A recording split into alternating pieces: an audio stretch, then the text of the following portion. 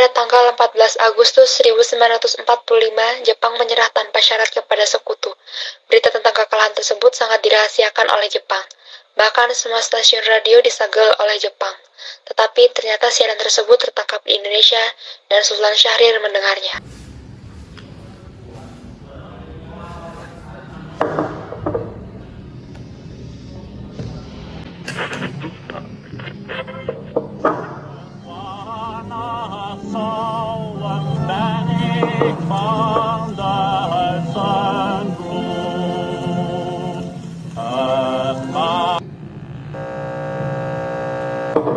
Japan and the Japanese government and the Japanese Imperial General Headquarters to sign the... Apakah barusan berita yang kudengar tadi memang benar? Menyerah kepada Sekutu? Aku harus segera memberitahunya kepada Soekarno dan Hatta.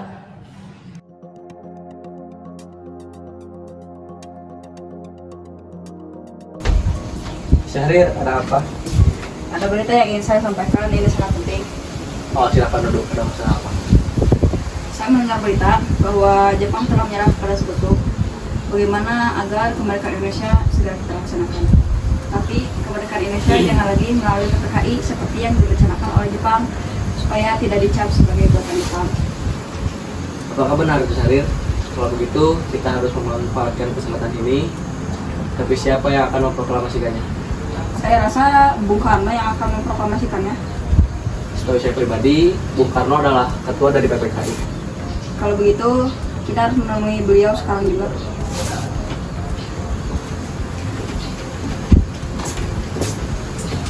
Setibanya di rumah Bung Karno, Bung, Jepang sudah menyerah kepada Sekutu. Ini kesempatan kita untuk merdeka.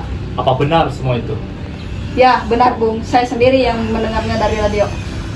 Kita jangan dulu percaya dengan berita itu. Jangan sampai kita gegabah dalam mengambil keputusan. Tapi saya pastikan bahwa berita itu memang benar, Bung. Saya tentu senang jika berita itu benar adanya. Benar apa yang dikatakan Bung Karno. Kita harus tetap waspada, karena ini menyangkut masa depan rakyat. Itulah yang aku pikirkan. Kita harus benar-benar memikirkan ini sebelum mengambil keputusan. Baiklah, mungkin Bung Karno lebih tahu apa yang terbaik untuk masa depan rakyat. akhirnya Syahrir pun menerima penolakan pendapatnya, lalu ia bergegas pergi. Keesokan harinya, tanggal 15 Agustus, dua orang pemuda lainnya, Subadio Sastrosatomo dan Subianto, kembali mendatangi Bung Hatta. Bung, bagaimana keputusannya? Kami belum mengambil keputusan apapun, karena keputusan itu belum pasti kebenarannya. Kami sangat yakin, Bung, hampir seluruh pemuda Indonesia mendengar berita itu. Bukankah kesempatan yang bagus untuk memproklamasikan kemerdekaan kita? Kami pun mendengarnya ikut senang, tapi kami harus mempertimbangkannya secara matang.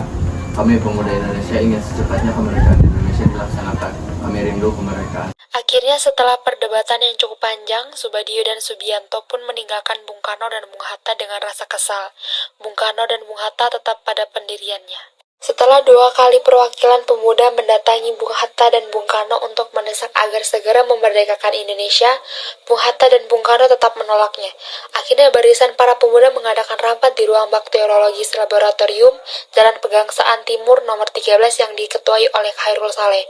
Akhirnya perwakilan pemuda Darwis Kana mendatangi Bung Hatta dan Bung Karno. Setibanya di rumah Bung Karno, Bung, bagaimana keputusannya? Masih seperti kemarin, kami masih belum bisa melaksanakan kemerdekaan bangsa Indonesia. Tapi Bung, kami para pemuda sudah yakin kita harus secepatnya memerdekakan bangsa kita. Kami masih tetap sama pada pendirian kami. Baiklah, terima kasih Bung. Wikana dan Darwis pun pergi meninggalkan Bung Hatta dan Bung Karno. Mereka langsung pergi ke Cikini untuk merapatkannya kembali dalam membahas tindakan-tindakan yang akan dibuat sehubungan dengan penolakan Soekarno-Hatta. Pertemuan ini masih dipimpin oleh Khairul Saleh. Hasil pertemuan yang diadakan hampir tengah malam itu ialah bahwa bagaimanapun juga kemerdekaan harus diumumkan dan harus dilaksanakan oleh bangsa Indonesia sendiri, tidak seperti direncanakan oleh Jepang. Malam harinya, Darwis dan Wikana datang ke kediaman Soekarno.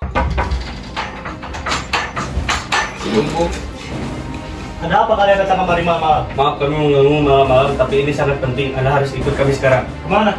udah ikut saja, jangan terlalu banyak tanya.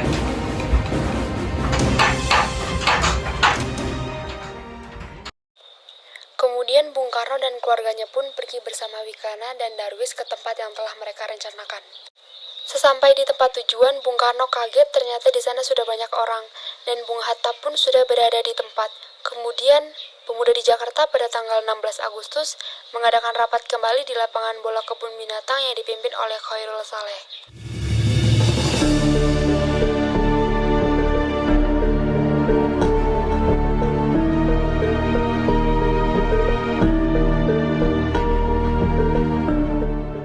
Kita sudah 3 kali membunuh Bung Karno dan Bung Hatta, tetapi beliau masih tetap dengan pendiriannya, dengan alasan masih tidak meyakini itu kekalahan Jepang. Jadi, kita harus bagaimana? Bagaimana kalau kita adakan perlawanan terhadap tentara Jepang di Jakarta? Ya, kita harus secepatnya memerdekakan bangsa kita dan membebaskan bangsa kita dari penjajah. Baiklah, kita adakan gerakan memukul terhadap tentara Jepang. Yusuf Kunto dikirim ke Jakarta untuk melaporkan pertemuannya dengan Bung Karno dan Bung Hatta.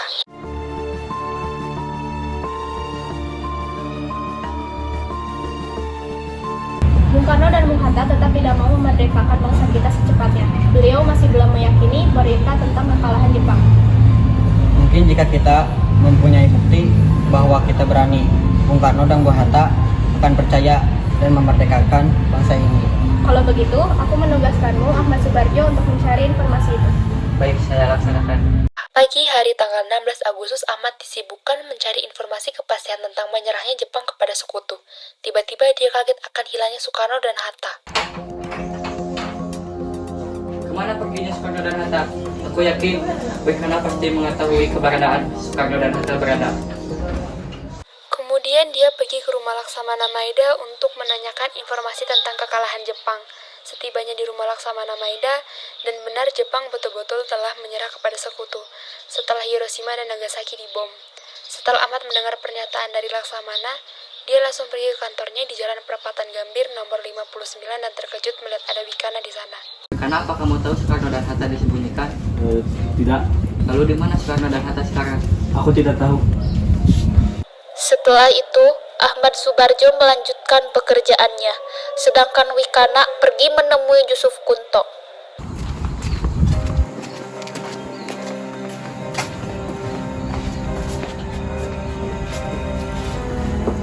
Bagaimana Bung Karno dan Bung Hatta? Tetap tidak mau percaya berita kekalahan Jepang. Tiba-tibanya datang Ahmad Subarjo.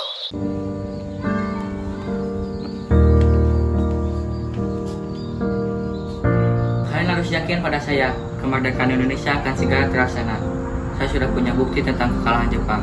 Bawa Soekarno-Hatta ke Jakarta. Tidak, kami tidak mau rencana yang sudah kami rencanakan gagal.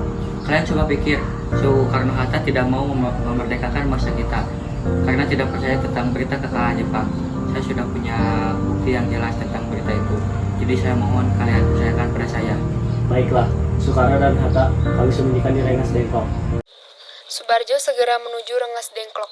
Ia berhasil meyakinkan para pemuda bahwa proklamasi pasti akan diucapkan sebelum tengah hari keesokan harinya atau pada 17 Agustus para pemuda setuju Soekarno-Hatta dibawa ke Jakarta. Dan baru sampai di Jakarta sekitar pukul 11 malam pada 16 Agustus, lalu Hatta memerintahkan Subarjo ke Hotel Des Indes. Namun sesampainya Subarjo di Hotel Des Indes, hotel itu tidak bersedia menyediakan tempat berapat malam itu. Atas usaha Subarjo, pertemuan itu dipindahkan ke rumah kediaman Maeda di Nassau Boulevard. Baiklah, sekarang mari kita bicarakan mengenai rumusan-rumusan kemerdekaan. Pertama-tama, mari kita buat teks proklamasinya. Bagaimana bila kalimat pertama adalah kami bangsa Indonesia dengan ini menyatakan kemerdekaan Indonesia. Dan kalimat keduanya yaitu hal-hal yang mengenai pemindahan kekuasaan dan lain-lain diselenggarakan dengan cara seksama dan dalam tempo yang sesingkat-singkatnya. Bagaimana? Baiklah, mari kita satukan kedua kalimat tersebut. Kedua kalimat tersebut digabungkan dan disempurnakan oleh Hatta, serta ditulis oleh Soekarno. Lalu Soekarno membacakan hasil perumusan teks proklamasi tersebut yang kemudian secara bulat disetujui oleh para tokoh pergerakan nasional yang hadir. Kemudian Insinyur Soekarno meminta Sayuti Melik untuk mengetik ulang naskah proklamasi tersebut dengan beberapa perubahan yang telah disetujui. Setelah kita sepakati, saya akan meminta Sayuti Melik untuk mengetiknya. Baiklah, saya akan menggantinya.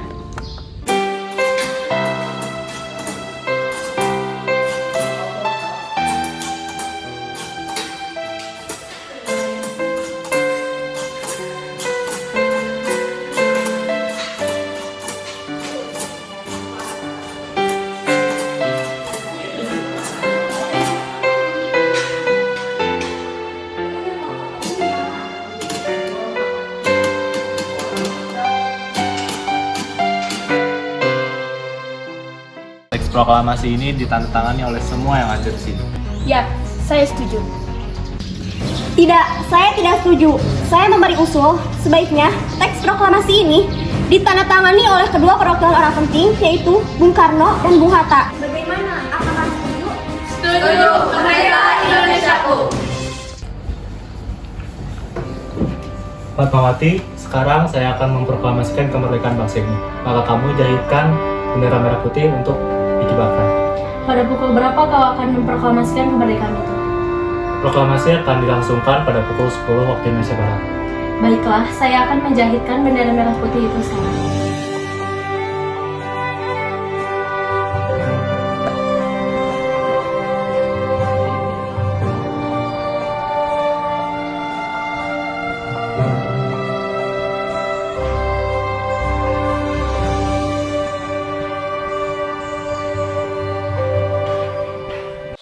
Ternyata semua yang hadir setuju.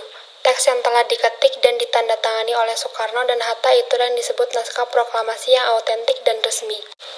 Pembacaan teks proklamasi kemerdekaan Indonesia semula direncanakan akan dilaksanakan di lapangan Ikada, tetapi dialihkan ke tempat kediaman Insinyur Soekarno di Jalan Pegangsaan Timur nomor 56 Jakarta.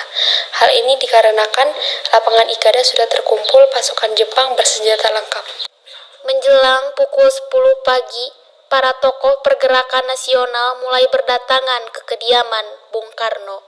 Mereka di antara lain Buntaran Marto Atmojo, Mr. A.A. Maramis, Mr. Letuhar Hari, Abi Kusno Cokro Sujoso, Anwar Cokromi Anoto, Harsono Cokromi Anoto, Otto Iskandar Dinata, Ki Hajar Dewantara, Samratulangi, Kiai Haji Mas Mansur, Mr. Sarto, Sayuti Melik, Pandu Kartawiraguna, Muhammad Tabrani, serta AG Pringkodikdo. 5 menit sebelum pembacaan teks proklamasi dilaksanakan, Bung Hatta datang langsung menuju kamar Bung Karno. Pak, semuanya telah siap. Mari kita membacakan hasil teks proklamasi. Baiklah, bismillahirrahmanirrahim. Pada hari Jumat, 17 Agustus 1945, pukul 10 pagi, kedua pemimpin tersebut kemudian menuju tempat yang telah disediakan. Upacara berlangsung tanpa protokol. Para pemuda yang telah menunggu sejak pagi telah berdiri tegak. Demikian pula para hadirin. Suasana sangat hening dan hikmat. Bung Karno dengan suara yang lantang mengucapkan pidato pendahuluannya. Saudara-saudara sekalian, saya telah meminta saudara-saudara hadir di sini untuk menyaksikan suatu peristiwa yang maha penting dalam sejarah bangsa kita. Berpuluh-puluh tahun kita bangsa Indonesia berjuang untuk kemerdekaan tanah air kita. Bahkan telah beratus-ratus tahun gelombang aksi kita untuk mencapai kemerdekaan itu ada naiknya dan ada turunnya. Tetapi jiwa kita tetap menuju ke arah cita-cita. Juga di zaman Jepang, usaha kita untuk mencapai kemerdekaan nasional tidak berhenti-henti. Di dalam zaman Jepang ini, tampaknya saja kita menyadarkan diri kepada mereka, tetapi pada hakikatnya, tetap kita menyusun tenaga kita sendiri. Tetap kita percaya kepada kekuatan sendiri. Sekarang, tibalah saatnya kita benar-benar mengambil nasib bangsa dan nasib tanah air kita dalam tangan kita sendiri. Hanya bangsa yang berani mengambil nasib dalam tangan sendiri akan dapat berdiri dengan kuatnya. Maka kami tadi malam telah mengadakan musyawarah dengan pemuka-pemuka rakyat Indonesia dari seluruh Indonesia. Bermusyawaratan itu seia sekata berpendapat bahwa sekaranglah datang saatnya untuk menyatakan kemerdekaan kita. Saudara-saudara Dengan ini kami menyatakan kebulatan tekad itu. Dengarlah proklamasi kami. Setelah teks proklamasi selesai dibacakan, kemudian dikibarkan bendera Sangsaka merah putih. Ketika bendera merah putih dikibarkan, secara spontan para hadirin menyanyikan lagu Indonesia Raya ciptaan Wage Rudolf Supratman.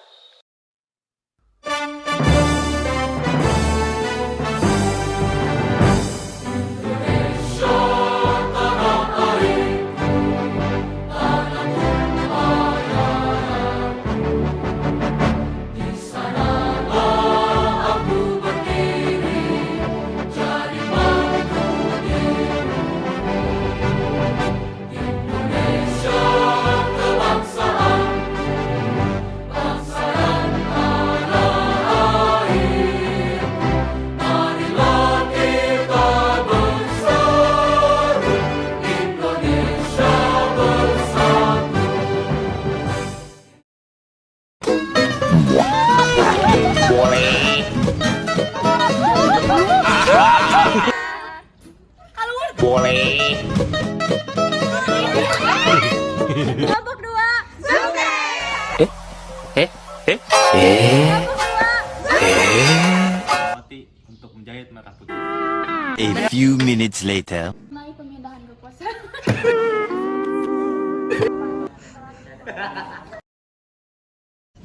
Aku tidak tahu. Bombastic side eye. Apa nih? Apa nih? Bombastic side eye. Criminal offensive side eye.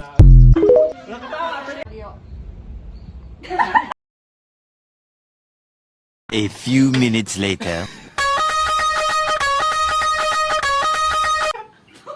Saya tidak setuju. Sebaiknya teks proklamasi. Kau mencuri hatiku. Saya Salsabila sebagai milik.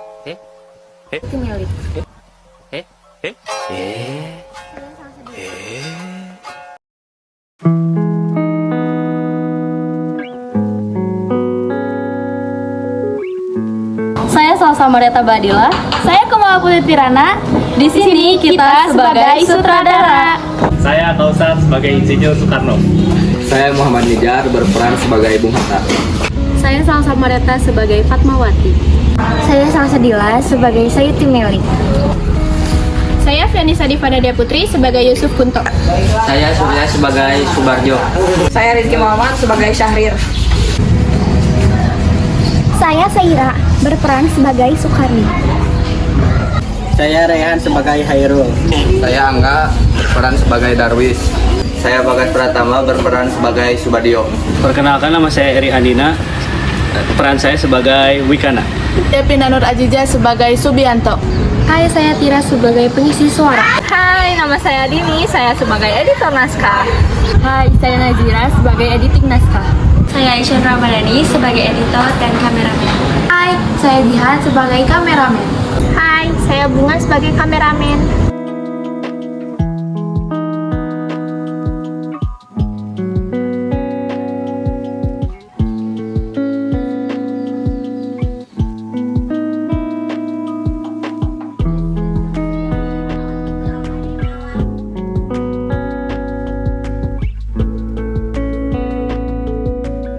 Terima kasih kepada Jogla yang telah memberi tempat. Dadah!